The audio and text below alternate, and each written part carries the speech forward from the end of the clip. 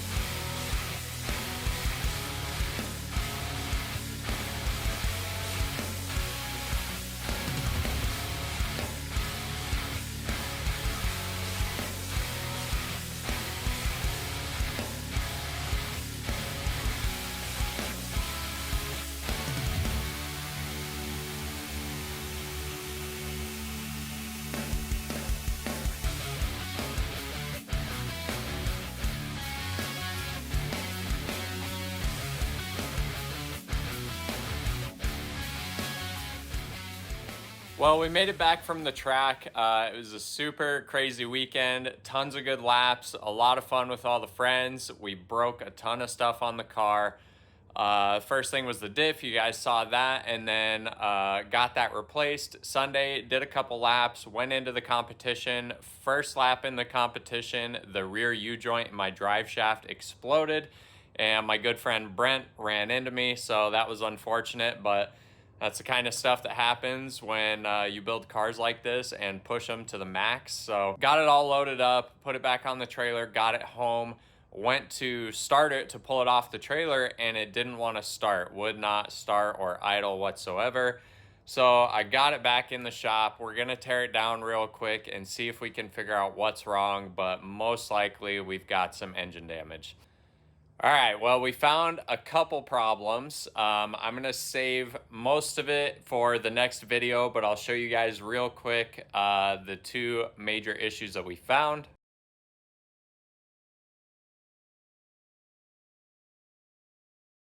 Well, that's not good. Every single one of the pistons has some weird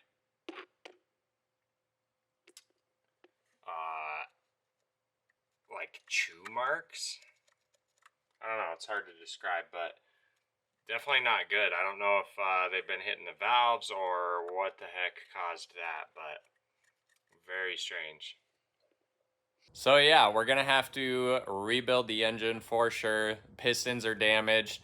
The screw from the throttle body, I don't think did a whole lot of damage. Something else caused all of the pistons to have major damage around the intake valves.